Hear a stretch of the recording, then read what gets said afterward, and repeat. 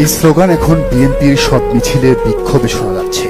কিন্তু তারা কি জানে, জামায়াতের শাহাদাত বরণকারী শীর্ষ নেতাদের সবচেয়ে বড় একটি গুণ ছিল তারা কখনোই রাজনৈতিক ময়দান ছেড়ে পালাবার পথ বেছে নিতেন না। যে তারেক রহমানের রাজনীতি তারা করেন, সেই তারেকও 2007 সালে আর্মিকে মুচলেকা দিয়ে রাজনীতি ছেড়ে লন্ডন পালিয়েছিল। তারপর আর ফেরার সাহস তার হয়নি।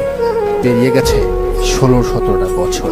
সময়ের পরিক্রমায় শেখ হাসিনাও পালিয়েছে, কিন্তু জামায়াতের কোনো আমির বা সেক্রেটারি জেনারেল পালিয়েছেন এমন নজির বাংলাদেশের রাজনীতিতে একটাও নাই। 2009 সালে আওয়ামী লীগ সরকার গঠন করার পর তারা জামায়াতের শীর্ষ নেতাদের বিদেশ গমনে নিষেধাজ্ঞা জারি করে, যাতে কেউ দেশ ছেড়ে পালাতে না পারে। কিন্তু হঠাৎ 2010 সালের কোরবানির সময়, মানে ঈদুল আজহায়, জামাতের এই শীর্ষ নেতারা হজ করতে যাওয়ার একটা অনুমতি পান।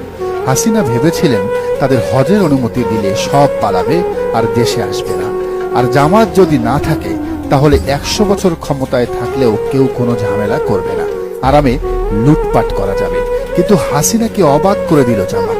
সুযোগ থাকার পরও জামাতের আমির মাওলানা মতিউর রহমান নিজামী সৌদি আরব গেলেন না। তিনি অন্য সকলকেই পাঠালেন, কিন্তু নিজে গেলেন না। কারণ একটাই, তিনি দলের প্রধান।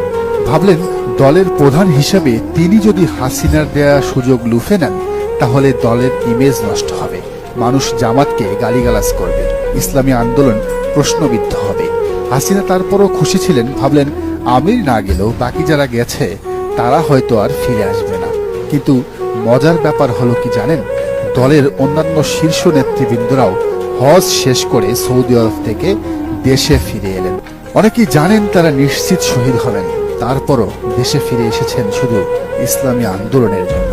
সে সময় সৌদিতে ছিলেন মীর কাশেম আলী মিন্টু। তিনি জানতেন দেশে এলে তাকে গ্রেফতার করা হবে, তাকে ঝুলানো হবে। তারপরও তিনি দেশে এসেছেন এবং শহীদ হয়েছেন। মীর কাশেম আলী মিন্টু ছিলেন বাংলাদেশের সেরা ব্যবসায়ীদের একজন। ইসলামী ব্যাংক বলেন আর ইবনে সিনা, সবকিছুতেই তার হাত।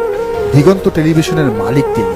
তারপরও নিজের জীবনের কথা চিন্তা করলেন না।